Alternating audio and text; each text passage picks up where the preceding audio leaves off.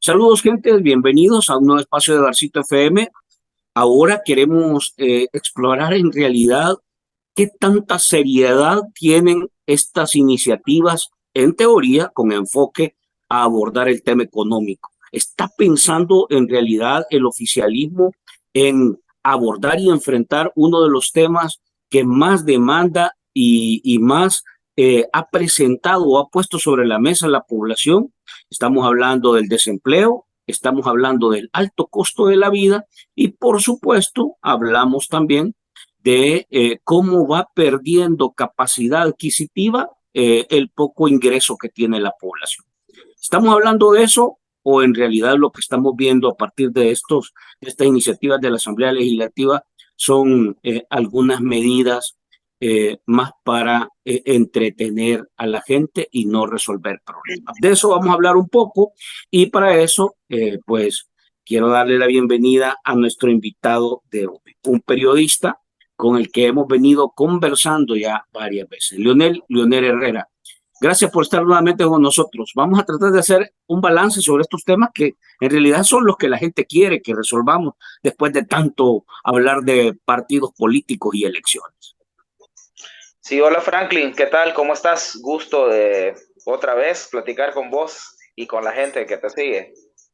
Aquí, mira, la verdad es que yo creo que estas pláticas hay que hacerlas más frecuentes porque ante tanta opacidad, la única manera de combatirlo es más información. Así que vamos a tratar de contribuir en esa medida. Y te quiero agradecer, Leonel, por estar nuevamente con nosotros. Entrémosle. El día de, bueno, esta semana, la plenaria de esta semana, a diferencia de las plenarias anteriores, hoy no hubo aprobación de nueva deuda, sino que apareció un tema que aparentemente, digamos, superficialmente, parecía una medida importante para que el oficialismo iniciara o aperturara una agenda que busca atraer inversión. Sin embargo, casi de manera inmediata empezamos a ver algunos economistas a descalificar la medida. Tú escribiste al respecto de esto una columna. Quisiera que un poco le ampliaras a nuestra audiencia. ¿Cómo ves, bueno, primero las características de la decisión y la medida que fue aprobada en la Asamblea Legislativa? ¿Cómo la calificas tú? ¿Y qué en realidad hay detrás de eso, Lionel? Bueno, lo que se aprobó en concreto es una reforma a la ley del impuesto sobre la renta para exonerar cualquier ingreso de capitales a El Salvador, es decir, cualquier transferencia desde el extranjero hacia el sistema bancario salvadoreño, sea en concepto de crédito, de inversión, de repatriación de fondos que estaban en el exterior o cualquier otra modalidad. La reforma es bastante amplia. Eh, es una medida que refleja, en mi opinión, la improvisación, la falta de un proyecto eh, claro en materia de económica y como estrategia de atracción de inversiones. Yo creo, entre paréntesis, hay que decir que el único proyecto que este régimen o que el oficialismo tiene claramente definido es el proyecto autoritario en términos políticos institucionales, ¿verdad? Ellos tienen bien definida una estrategia cómo consolidar este régimen dictatorial y cómo sostenerse en el poder. Para mí esta estrategia se va a terminar de concretar en la reforma constitucional que van a presentar probablemente al nomás volver de la vacación de Semana Santa para que la apruebe la Asamblea Legislativa saliente y la ratifique la legislatura entrante. Lo van a hacer el 1 de mayo para reeditar su hazaña antidemocrática de hace 3 años, el 1 de mayo del 2021, cuando destituyeron de un tajo al fiscal y a los magistrados de la Sala de lo Constitucional. Cerrando el paréntesis, en lo económico no hay una estrategia clara. Exonerar de impuestos a las inversiones no es una estrategia que ha funcionado. El Salvador lleva 30 años probando con esa medida de decirle a las inversiones, miren, no les vamos a cobrar impuestos, pueden pagar los salarios que ustedes quieran, pueden contaminar el medio ambiente, pueden violar las leyes laborales, vengan a invertir.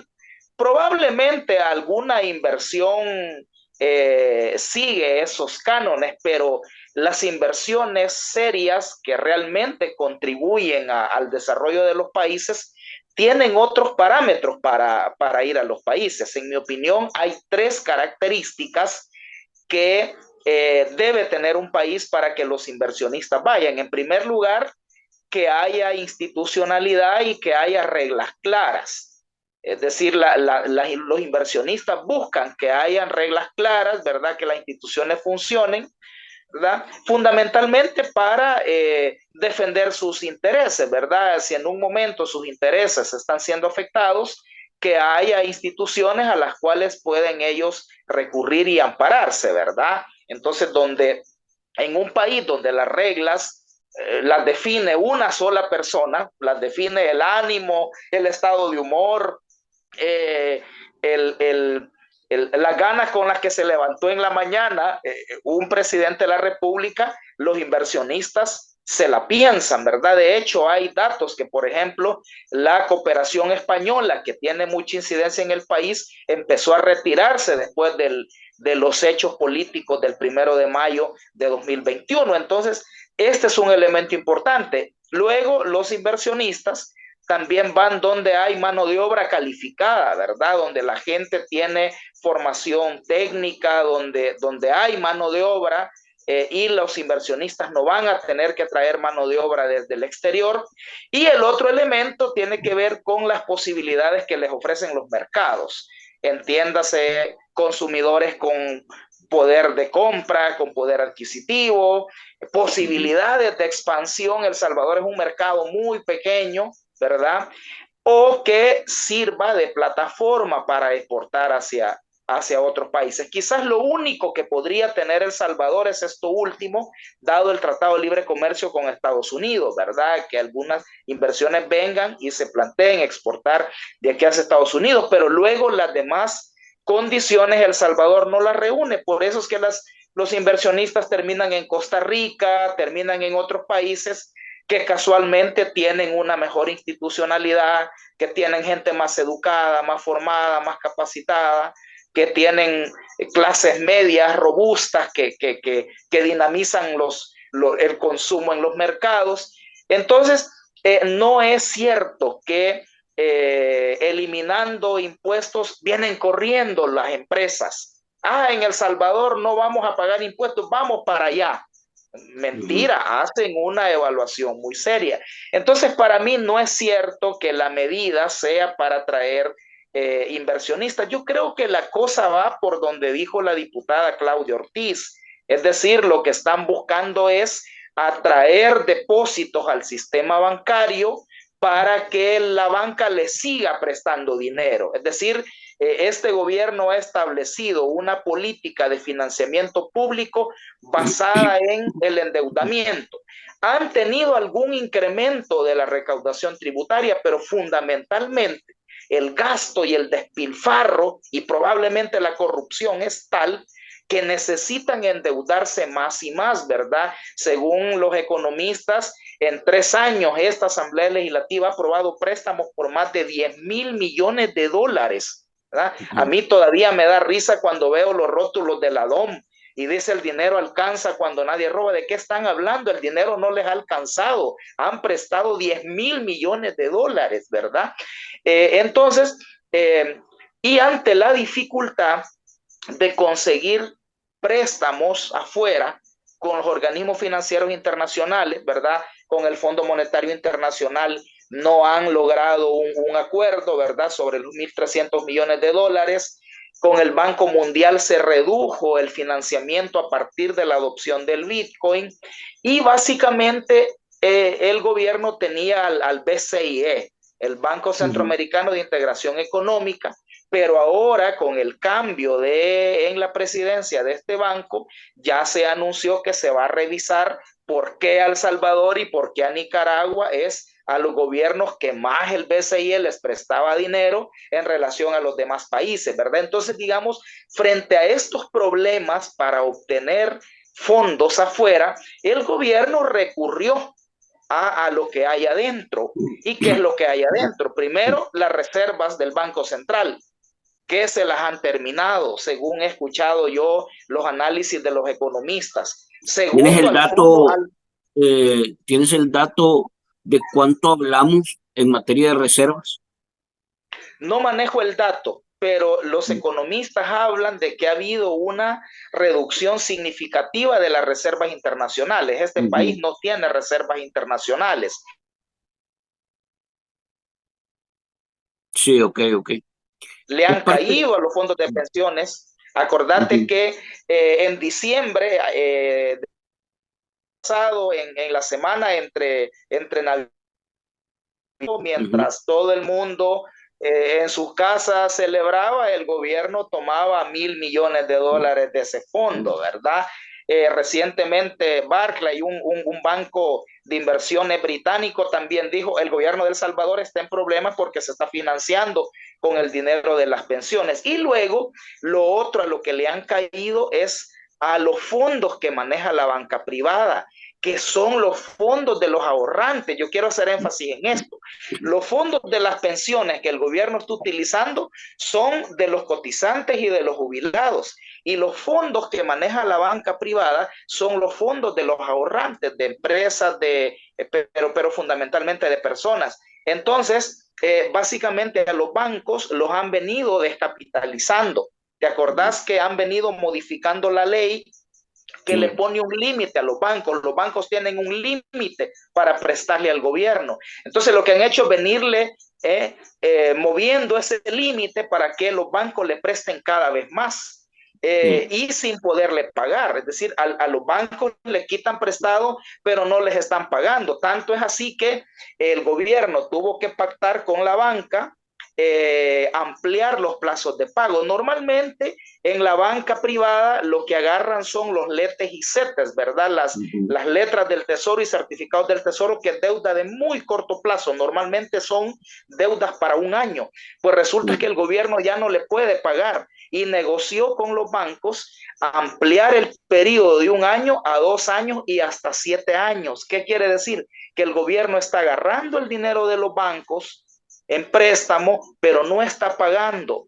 Y entonces, muy probablemente los bancos le dijeron al gobierno, hey, mira, no te podemos prestar más porque si te prestamos más, nos quedamos sin dinero, no vamos a tener liquidez. Entonces pactan esta reforma. El gobierno desesperadamente está viendo cómo hacer llegar dinero a los bancos para que los bancos sigan teniendo dinero para prestarle. Entonces, eso es lo que está detrás de esta medida. O sea, no hay, Franklin, tal interés de atraer inversiones. No, lo que hay es una desesperación inmediata de ver cómo hacen llegar depósitos a los bancos para que los bancos tengan dinero para seguirle prestando, y de esa manera el gobierno va a seguir funcionando. Esto es bien delicado. Si esto no se cambia, si esta política desmedida, irracional de endeudarse así no se cambia, el país puede llegar a, primero, los fondos de pensiones se agotan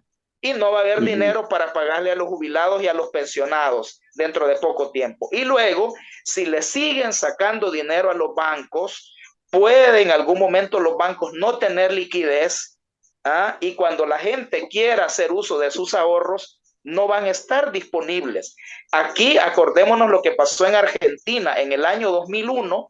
Lo que desata la crisis y el caos en Argentina fue que los bancos perdieron liquidez. Se da el famoso corralito financiero. Entonces llegaba la gente a los bancos, sobre todo la clase media, a queriendo sacar sus ahorros, y el dinero ya no estaba, ¿verdad? ujú. Entonces, en El Salvador, si no hay un cambio en esta política de financiar al gobierno con deuda, y la deuda es con los fondos de pensiones y con el dinero de los ahorrantes, podemos llegar a una situación económica bien delicada. Entonces, eso es lo que se expresa en la reforma que aprobaron esta semana. De ahí que para traer inversiones es puro cuento, ¿verdad? Lo que está detrás es la desesperación por hacer llegar dinero a los bancos para que el banco le siga prestando al gobierno.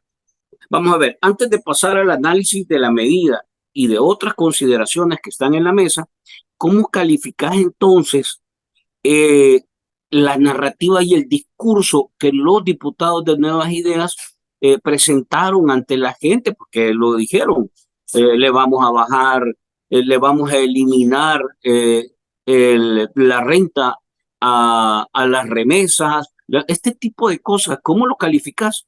Ya que estamos hablando de que tras de eso hay un interés distinto. Sí, son discursos demagógicos, son discursos falsos. Por ejemplo, tener la desfachatez de decir le estamos quitando los impuestos a las remesas. ¿Y cuándo las remesas han pagado impuestos? Es falso, ¿verdad? Tenemos un régimen que solo políticamente, narrativamente, con la mentira, ¿verdad? Y desafortunadamente la población desinformada, ¿verdad? Como vos entraste comentando en esta entrevista, ¿verdad? Que estoy totalmente de acuerdo, que la gente está ahogada en un ambiente de desinformación, ¿verdad? Y que bueno, es necesario hacer discusiones como estas. Entonces, imagínate plantear cosas como esas, que le hemos quitado impuesto a las remesas. Es absolutamente falso. Y una consideración más sobre esta medida es que lo que hace también es profundizar el carácter regresivo del esquema tributario, ¿verdad? Esto es importante hacer un poco de historia con la gente. El esquema tributario regresivo que tenemos en el país fue impuesto durante los gobiernos de Arena, ¿verdad? Durante los gobiernos del FMLN hubo algunos intentos de incorporar algunas reformas de carácter progresivo. Desafortunadamente algunas fueron saboteadas por la entonces Sala de lo Constitucional. ¿Te acordás cómo algunas reformistas que el FMLN logró aprobar en la Asamblea al final eran truncadas en la Sala de lo Constitucional?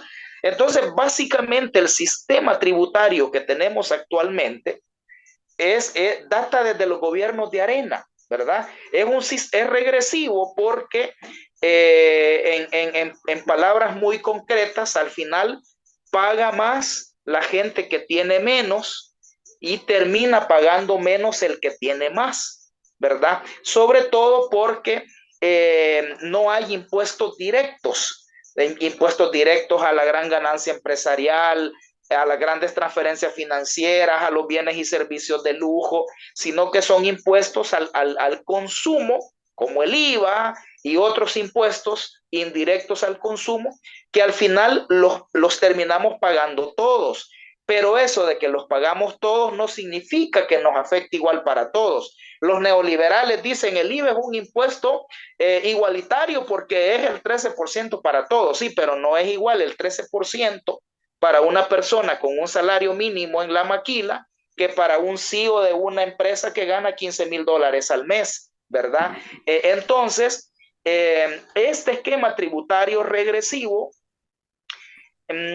lo que hace es profundizarse cuando se aprueban medidas como esta, de eximir de impuestos a las grandes transferencias financieras, a los movimientos de capital. Si aquí lo que habría que eximir del pago de impuestos son los alimentos, las medicinas, los insumos agrícolas y otros productos básicos, ¿verdad? Este gobierno debería estar subsidiando a las familias pobres, a las familias que están en inseguridad alimentaria, en vez de estar subsidiando los movimientos de capital. Creo yo que también la medida muestra muy claramente cuáles son las prioridades y cuáles son los intereses que defiende este gobierno, ¿verdad? Que con toda la correlación política que tienen, podrían tomar una serie de medidas que vayan enfocadas a aliviar la situación económica de la gente, del alto costo de la vida, y eso no estamos viendo, ¿verdad? Y este gobierno va a tener problemas por eso, porque ya ganó la elección, ya tiene sus diputados,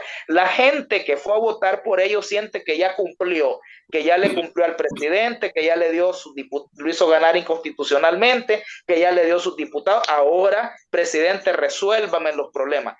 ¿Y va a resolver los problemas con medidas como la que aprobaron esta semana? Por supuesto que no. La gente le llamó, o bueno, más bien repitió el cuento, porque el discurso era deme gobernabilidad. Pero ahora que hablas tú y pones estos temas en la mesa, es decir, yo veo todavía en algunas partes de las redes sociales y comentarios celebrar y aplaudir. De hecho, he escuchado a algunos analistas celebrar y aplaudir esta medida, pero cuando vemos que en realidad, y esto es digamos que todavía es bastante superficial, pero baja un poco más a fondo, es decir, cuando te das cuenta que en realidad lo que se sigue manteniendo son decisiones para seguir impactando en materia de reformas regresivas, es decir, y entonces, ¿qué es lo que aplauden? ¿Qué es lo que celebran los analistas? ¿Qué es lo que en realidad alaban de la decisión que se está impulsando desde este oficialismo? Mira, depende quién lo aplauda. Probablemente hay motivos distintos. Seguramente alguna gente desinformada cree que es una buena medida, cree la propaganda del gobierno y piensa que es una buena medida, piensa que de verdad van a venir inversiones y que de verdad se va a generar empleo. Eh, Luego yo creo que hay otros que son cínicos, es decir, saben perfectamente, ¿verdad? Yo he escuchado a algunos analistas del gobierno, yo creo que esta gente no ignora realmente lo que está pasando. Ellos lo hacen conscientes, ¿verdad? Yo no sé si son gente a sueldo del gobierno o son gente que simplemente por alguna simpatía repite esta narrativa, ¿verdad? Probablemente no toda la gente que aplaude tenga motivaciones similares. Yo creo que el gobierno no está tomando las prevenciones de hasta dónde le va a aguantar la narrativa. O sea, hasta cuándo la propaganda va a sustituir a la realidad. Yo creo que en alguno de tus programas hablábamos de una especie de realidad paralela, ¿verdad? Está la realidad concreta que vive la gente con los problemas cotidianos del alto costo de la vida, de la crisis alimentaria, de la falta de agua, etcétera. Y hay una realidad creada por la propaganda gubernamental. Cuando la realidad concreta va a pesar sobre la propaganda, ahí va a tener problemas este gobierno, porque en lo económico, en mi opinión, es que no tienen una estrategia concreta, real. Ellos hasta hoy, Franklin, han tenido claro cómo tomar el poder. Yo creo que el buquelismo se planteó muy bien la estrategia de cómo tomar el poder. Luego han tenido muy claro de cómo sostenerse en el poder, ¿verdad? Pero no han tenido claro un proyecto económico para resolver los problemas de la gente. Yo creo que ellos sí tienen claro sus intereses económicos, que es distinto, ¿verdad? Sus intereses económicos, el clan familiar que gobierna, tiene claramente el objetivo de convertirse en grupo pudiente, oligárquico, así como los grupos económicos tradicionales, ¿verdad? Que han gobernado en El Salvador independientemente del partido que administrara el Estado. Eso sí lo tienen claro, ¿verdad? Cómo van a enriquecerse y cómo van a dar ese salto. Y tú lo ves muy bien, por ejemplo, están creando, una de las cosas que están haciendo es crear un montón de empresas privadas con dinero público. O sea, toman dinero, normalmente son las empresas del la ETESAL y este conglomerado de empresas de la CEL. Entonces toman dinero de ahí y crean empresas públicas, por ejemplo, empresas privadas. Por ejemplo, la DOM es una instancia pública, pero crearon la constructora El Salvador, que es una empresa privada y que es la que hace los proyectos de la DOM. Recientemente han creado una empresa que va a llamar Antel SADCB, así como se llamaba la instancia pública que administraba las telecomunicaciones, ahora se va a llamar Antel SADCB es una empresa privada que también la han creado con fondos públicos. Fíjate, aquí ya no estamos hablando de los asocios público-privados, ¿verdad? Sí. Donde el Estado hacía una alianza con un privado. No, aquí es usar dinero público, usar la logística pública para crear empresas privadas. Esa es una de las cosas que ellos están haciendo. Entonces, ellos sí tienen claro cómo van a potenciar sus intereses económicos, pero no un plan que resuelva los problemas económicos de la gente. Cuando nosotros vemos este comportamiento, eh, pero tratamos de leer qué está pasando en el gobierno, porque esto también tiene que ver con un gobierno, pues, o sea, de todas maneras, se intenta ver así. Tú ves que hay señales en realidad, Leonel, de que se pueda abordar el tema económico, de que se pueda, porque tú pusiste 4 o 5 precondiciones que debe tener el país para poder entrarle. Entonces tú ves que hay posibilidades porque acabamos de cerrar un proceso electoral y en teoría, por lo menos, el argumento que de alguna manera se maneja o se escucha en los pasillos es logró resolver el tema de la seguridad, aunque tengamos ahí una serie de observaciones, críticas y señalamientos, pero la gente dice, logró resolver esto, entonces como hizo esto, va a resolver lo otro. ¿Tú crees que es así de sencillo o en realidad la cosa se ve distinta ya cuando hablamos de esto? Porque si uno mira en materia de Ministerio de Economía, totalmente desaparecido, el Banco Central de Reserva parece que se inventan los números,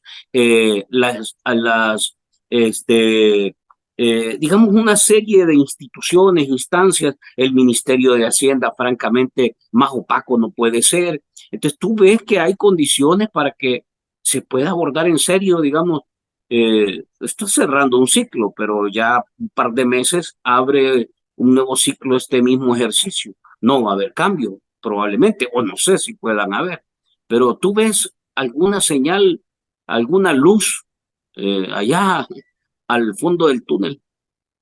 No, yo no veo que haya eh, si no hay un plan, no hay siquiera una actitud de discutir, de dialogar con los sectores. Yo creo que aquí lo que ha habido, por ejemplo, el sector privado es un sometimiento al gobierno. La prensa gráfica publica un editorial interesante donde dice que prácticamente la mayoría del empresariado que estaba con Arena hoy se ha pasado a financiar a nuevas ideas. Es interesante que lo diga un editorial de la prensa gráfica, ¿verdad?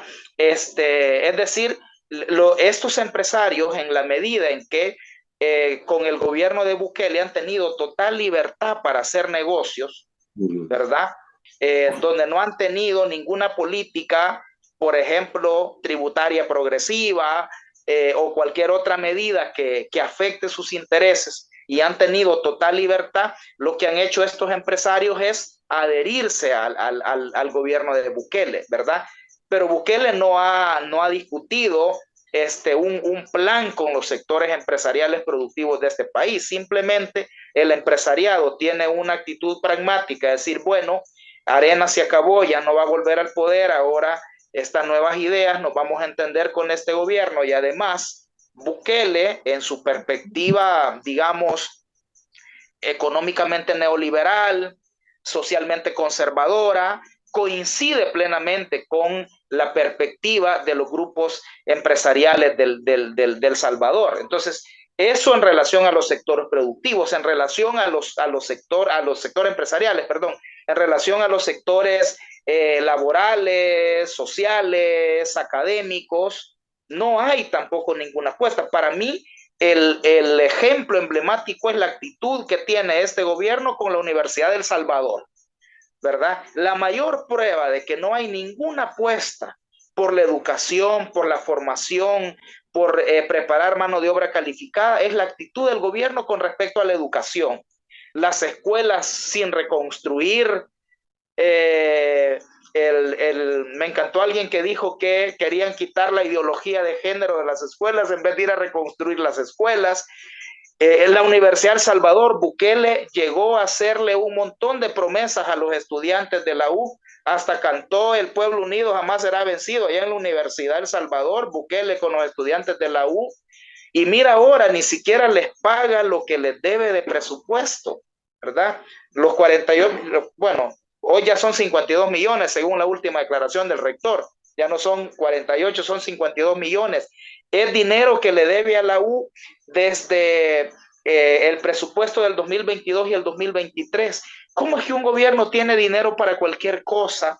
Para organizar mis universos, para organizar juegos deportivos, pero no tiene para pagarle la deuda a la única universidad pública del país, ¿verdad? Si Bukele tuviera una perspectiva moderna, de avanzada, vanguardista, como quieren dar a entender falsamente, ¿verdad? Con el Bitcoin y con las redes sociales, ellos quieren dar falsamente la idea de que tienen una utopía digital, una perspectiva de desarrollo tecnológico. Bueno, deberían mostrarlo en una apuesta por la educación, ¿verdad? Aquí, si no ha habido presupuesto para la universidad, menos va a haber para construcción de más institutos tecnológicos, de centros de tecnología. Es decir, si ellos de verdad tuvieran esa perspectiva, eso fuera lo que estuviéramos viendo, ¿verdad? Pero lo que tú ves es un desgano absoluto con la educación. Entonces, insisto, ellos lo único que tienen claro es sus intereses económicos y van a potenciar esos intereses económicos. Ojalá la gente se diera cuenta de eso, ¿verdad? Pero no, al Para, menos todavía no. para tratar de hacer una reflexión, digamos, que de alguna manera englobe lo que hemos hablado. Te quiero poner nada más un elemento adicional y te pido que me ayudes a tratar de hacer una reflexión algo concluyente, digamos, de este momento que estamos pasando en materia de esta agenda económica.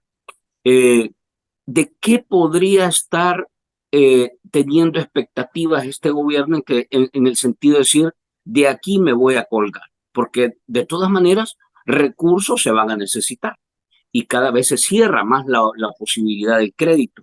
Podría ser que estén esperanzados en un resultado favorable de los republicanos en Estados Unidos hoy al cierre de año. Podría ser que estén esperanzados en que el Bitcoin en realidad crezca 600, 700 veces su precio. O sea, ¿cuáles en realidad son las alternativas? Porque de todas maneras, la realidad está ahí, va avanzando. Y aunque sigas haciendo juegos de luces y este tipo de movimientos, digamos, que tratan de entretener y distraer, llega un momento en que la realidad te supera. Entonces, ¿qué pudiera estar pensando? ¿Qué pudiera estar, a dónde se puede estar tratando de refugiar en un mediano plazo este gobierno?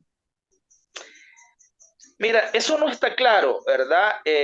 Sí se ven algunas señales de por dónde ellos pudieran apuntar. Por ejemplo, ciertamente creo que Bukele, como decir, le apuesta a un gane de Trump, pero para mí eso es suicida. Es decir, no solo hay, no solo no hay posibilidades económicas con Trump, sino que podríamos tener alguna afectación en el tema migratorio y que se traduzca en una disminución del envío de remesas, en tanto que Trump tiene una política hostil hacia los migrantes.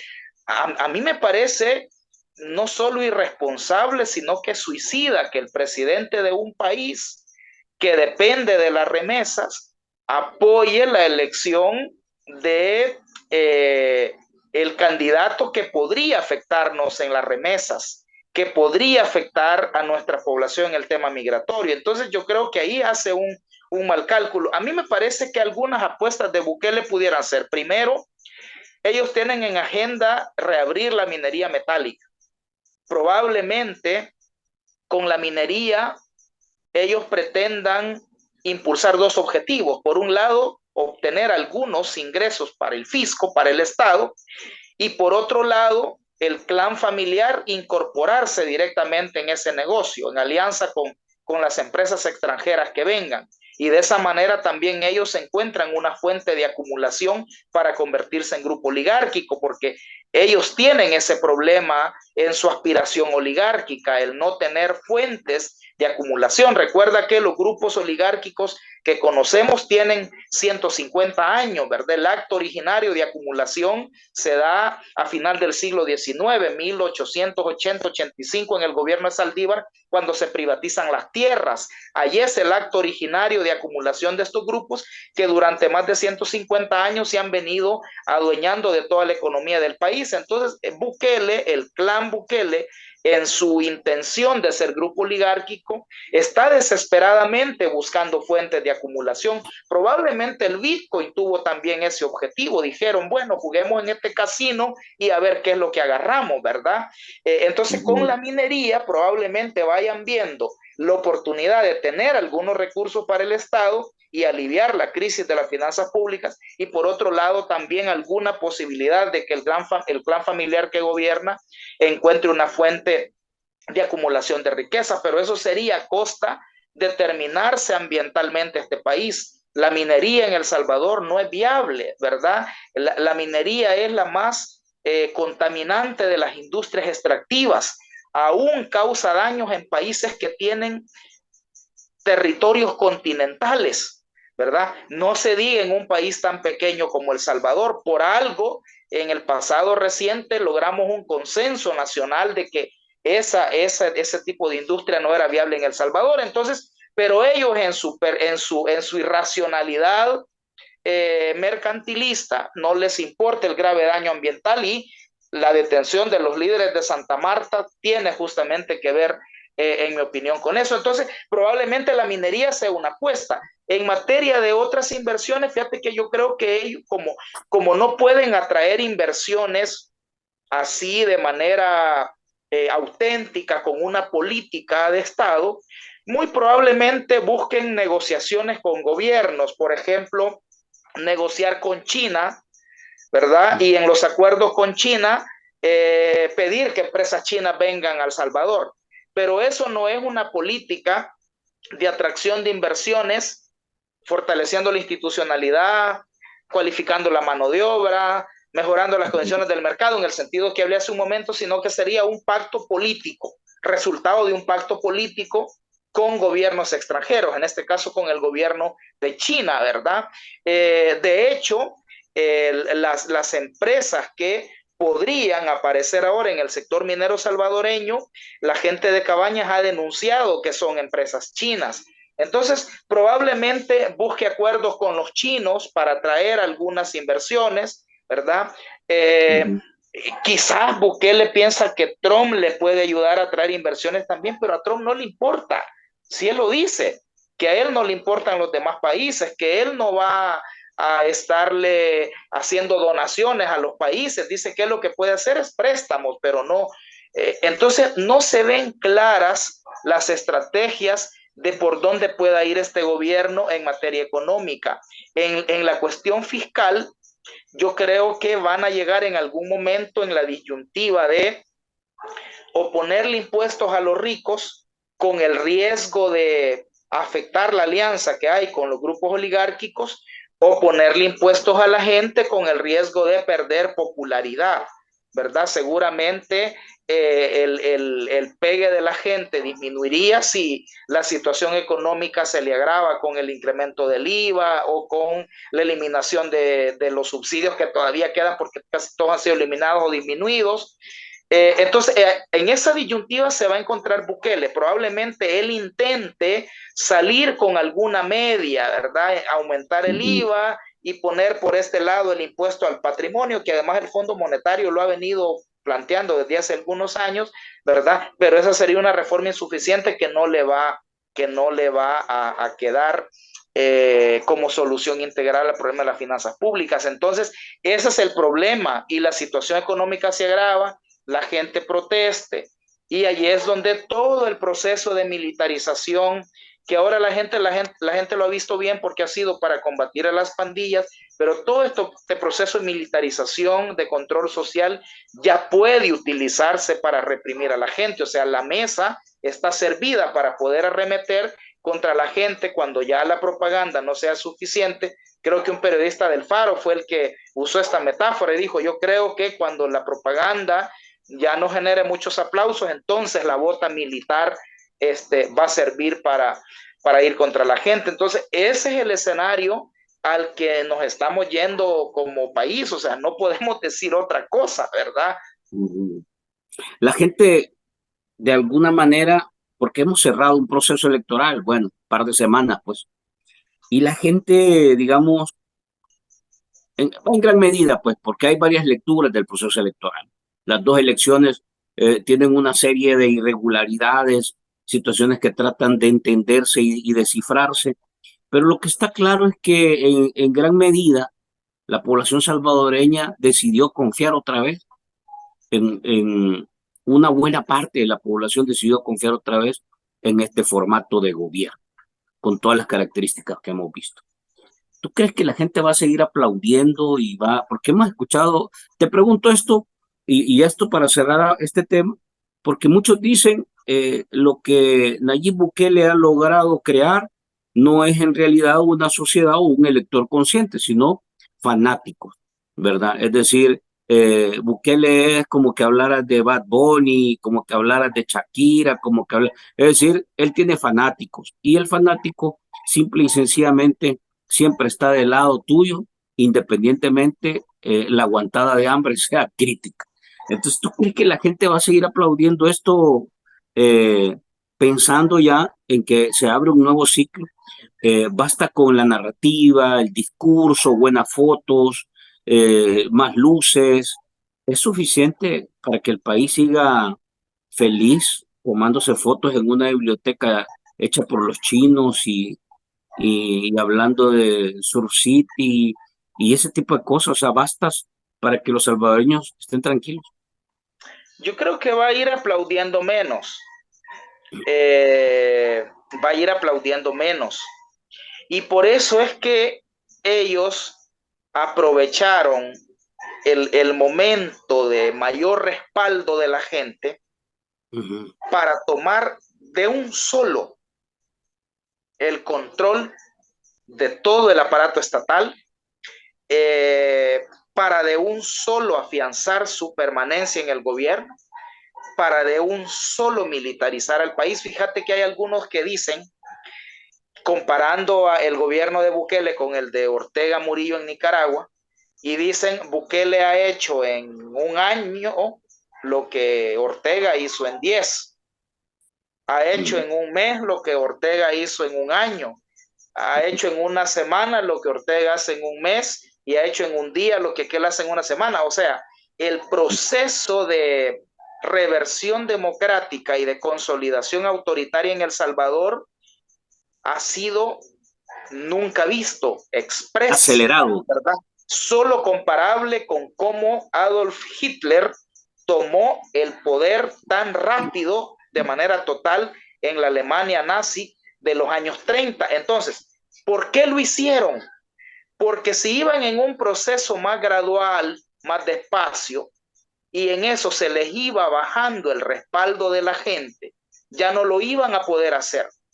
Entonces ellos hicieron aplicaron esta estrategia de, de tirar todas las armas de una vez, ¿verdad?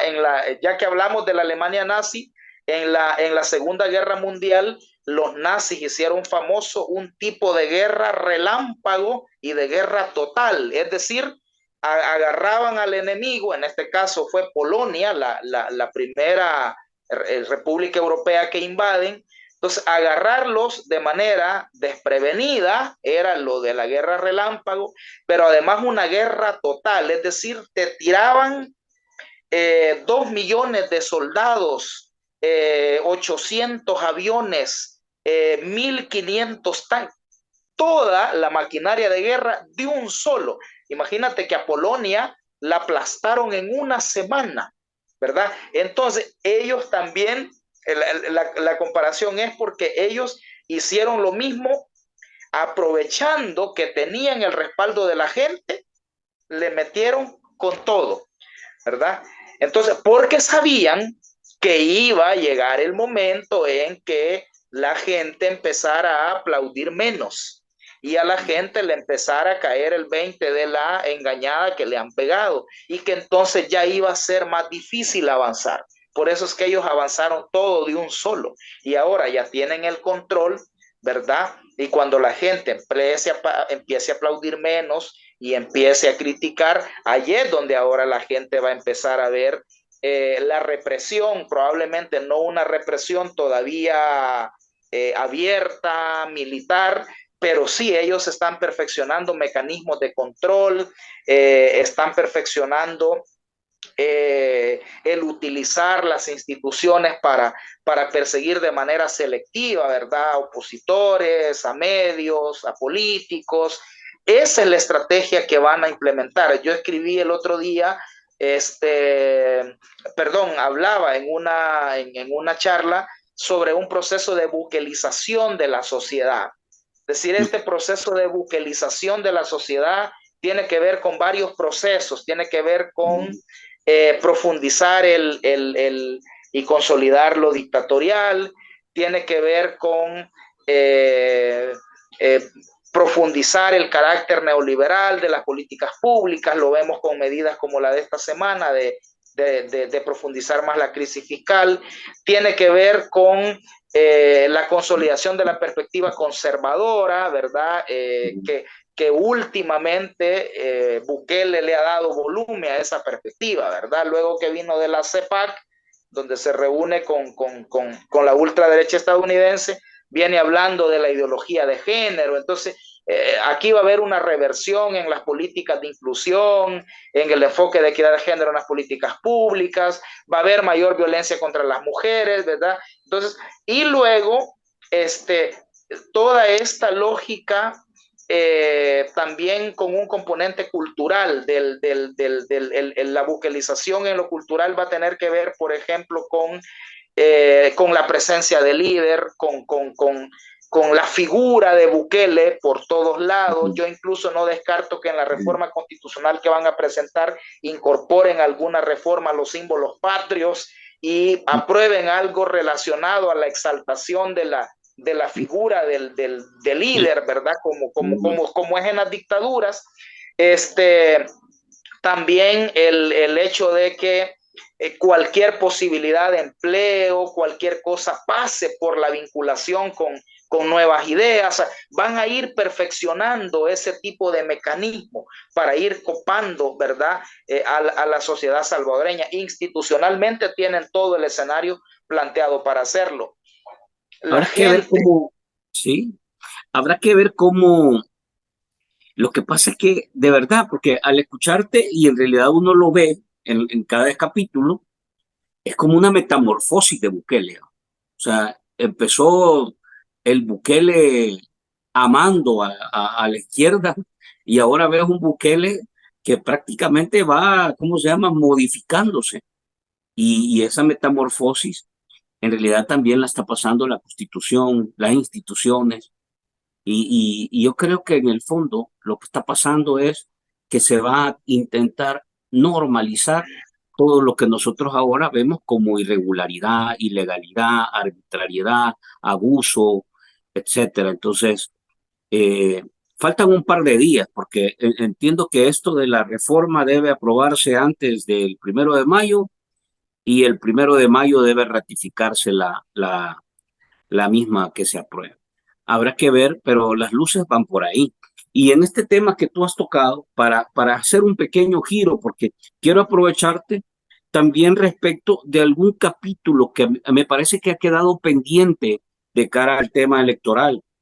Y es, yo te comentaba al inicio, saliéndonos del análisis de la agenda económica y entrando un poco al ejercicio del acceso a la información en el país. Acabamos de cerrar un proceso. Está claro una serie de señalamientos e irregularidades que se le han venido cuestionando. Pero yo quiero concentrarme, Leonel, que me ayudaras a tratar de identificar y tratar de establecer una valoración respecto a cómo se trató al periodismo, al acceso a la información, a la posibilidad real de informar a la gente de lo que estaba pasando durante este ciclo, porque ha sido básicamente el último ejercicio en el que se ha tenido que, eh, digamos, involucrar al país completo en un tema de gran magnitud. Entonces, ¿cuál es tu análisis respecto al trato que ha tenido el periodismo, el acceso a la información y el papel que han jugado las instituciones frente a este ejercicio? O sea, yo creo que hay una ofensiva gubernamental contra el periodismo. Yo escribí reciente un artículo en Gato Encerrado que se llama Crisis en los medios y ofensiva contra el periodismo, algo así, lo pueden ver. Y ciertamente, bueno, yo cerraba con esta idea que cuando ha muerto la democracia y el periodismo puede ayudar a revivirla, entonces el manual de los dictadores es que hay que asesinar al periodismo y asesinar al periodismo puede implicar muchas cosas, ¿verdad? Cerrarle el acceso a la información, cerrar medios, perseguir periodistas. Y creo que esto se evidenció claramente durante el proceso electoral. Esta actitud antiprensa, como dicen los periodistas, que ha tenido el gobierno de Bukele desde que llegó, ¿verdad? Bukele, a propósito de la metamorfosis que vos decís, ¿verdad? Que él primero decía que era de izquierda, bueno, dijo que era de izquierda radical para criticar al frente. Dijo que él criticó al frente de ser neoliberal y dijo que él era de izquierda radical y luego ya ahora hablando de la ideología de género y repitiendo el discurso de la extrema derecha y participando en cónclaves donde de los terraplanistas, los antivacunas, los negacionistas del cambio climático y todos esos conspiranoicos de la extrema derecha estadounidense. Entonces, una de sus metamorfosis también ha sido su actitud con la prensa. Bukele, si tú revisas, él como candidato, él elogiaba a Alfaro por revelar que Arena y el FMLN habían negociado con las pandillas, por revelar los casos de corrupción de los gobiernos anteriores. O sea, él apoyaba ese tipo de periodismo, pero resulta que cuando llega y ya el fiscalizado es él y aparece que también él ha negociado con las pandillas, incluso de manera más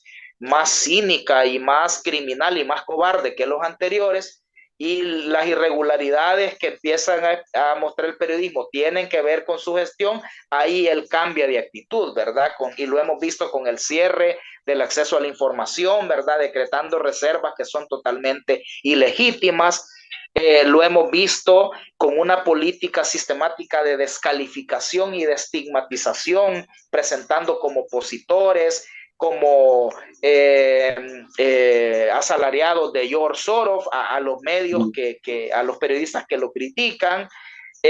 Y esto se evidenció claramente durante la cobertura electoral, ¿verdad? Yo creo que el periodismo, pero aún así, con todas las irregularidades y los bloqueos, yo creo que supimos lo que pasó en el proceso electoral porque el periodismo lo estaba denunciando. Entonces, en la medida en que el periodismo sea el que represente una amenaza para el gobierno, ahora que ya no va a haber oposición, ahora que hay una sociedad civil Adormecida. debilitada, ahora que las gremiales que antes se rasgaban las vestiduras por la democracia, ¿te acordás? Antes la NEP, el Fusades y ASDER, ¿verdad? Entonces, esas gremiales ahora totalmente calladas, Andan de parranda ahora. cuando no hay nada más que el periodismo, yo creo que la ofensiva contra el periodismo va a ser más fuerte. La consolidación dictatorial necesita hacerlo. Entonces yo creo que aquí los sectores críticos de la sociedad deben cerrar filas con el periodismo. Hay que proteger al periodismo que denuncia las injusticias, que denuncia la corrupción, que denuncia las arbitrariedades. Creo yo que es el momento del periodismo de contrapoder, ¿verdad? Que eso es el periodismo, es contrapoder. Joseph Pulitzer, al que se le considera el fundador del periodismo estadounidense, él decía que el periodismo tenía tres funciones básicas. Primero, decía Pulitzer, defender la democracia y la reforma. Segundo, decía, denunciar las injusticias. Y tercero, te va a llamar la atención en la tercera. Tercera decía, combatir a los demagogos. Esa es una función también del periodismo. Entonces yo creo que hay que, como sociedad civil crítica, los sectores de avanzada de esta sociedad, que no deberían tener temor por ser minoría. Yo eso le he dicho a mucha gente. No hay que tener, si son las minorías críticas, las minorías ilustradas, las que han dinamizado los procesos en las sociedades, después aprendido con el resto de la población, pero son las minorías las que han empezado. Entonces yo creo que esta minoría crítica que hay necesariamente debe cerrar filas con los medios, porque la ofensiva que va a venir con el periodismo va a ser mucho más fuerte, ya verás. Puntualmente, ¿conoces si APES o la asociación o algún medio ha construido algún informe respecto a abusos, a acciones? Porque vimos de todo, vimos al presidente de CEPA insultando a una periodista, a la presidenta del tribunal atacando y descalificando a periodistas, bueno, o sea, Poniendo vimos de bajo todo, reserva policías, etcétera. poniendo bajo reserva la auditoría del voto en el exterior. Sí, hay un informe de la APES. Yo ahora no recuerdo el dato de cuántas anomalías o ataques contra la libertad de prensa registró, pero sí hay un informe de la APES que se dio a conocer, donde se detallan desde agresiones físicas, bloqueos para acceder a los centros de votación, insultos de funcionarios, ¿verdad? Funcionarios, es inconcebible lo impresentable que son algunos funcionarios, ¿verdad? Llegar al extremo de insultar a periodistas, ¿verdad? Como este señor Anliker, ¿verdad? Este Anliker es un tipo particularmente nefasto. ¿Te acordás que él fue el que, cuando un periodista del Diario de Hoy fue agredido por un policía, Anliker escribió que había que declarar héroe al policía que había agredido Sí, son periodista? Es decir, impresentables. la prepotencia de esta gente como tienen el poder total y piensan que lo van a tener siempre, se comportan de esa manera, como verdaderos matones, ¿verdad? Entonces, sí, la APE registró todos esos, yo creo que la APE está haciendo un buen trabajo en este contexto de país, y hay que apoyar la organización de los periodistas. Entonces, este informe debe estar en la página web y las redes de la APES. Leonel, te agradezco la charla, te dejo abierto porque sí me gustaría, y vos que estás un poco también dándole seguimiento, para ver si más adelante podemos hablar un poco de las elecciones en Estados Unidos. Creo que también se está pasando algo ahí, algo raro, ¿ah? Es decir, parece que va a haber un segundo round y creo que no sé si el elector estadounidense también o la política, algo está pasando con la política, como que se le está agotando la sensatez y vamos a ver qué sucede. Te dejo, ¿te parece que Bueno, dejemos hablemos, por una fecha supuesto. pendiente para ver este tema? Sobre todo Muy bien. porque yo sí estoy convencido que o sea, la gripe que le dé a Estados Unidos a nosotros nos pega hasta con dolor de hueso, o sea, ahí inmediatamente nos toca por toda la relación que hay de compatriotas, de agenda económica, de alguna manera la condición que tenemos de Triángulo Norte, o sea, todo esto que en realidad toca el tratado, etcétera, sin duda, y ahora con este esquema que se está planteando, habrá que ver qué es lo que de alguna manera significa ese resultado. Te agradezco la Chévere, plática de hoy, hablemos. Miguel. Chévere, está bien. A ustedes, amigos, gracias por estar con nosotros. Nos hemos quedado hasta acá. Siempre les comparto Siempre les recuerdo que compartimos pequeñas cápsulas de esta charla durante la semana para que ustedes puedan reaccionar, envíennos sus comentarios, siempre es bueno leerlos y bueno, y también recomendaciones de qué temas podemos ir tocando. Abrazos y nos vemos hasta la próxima.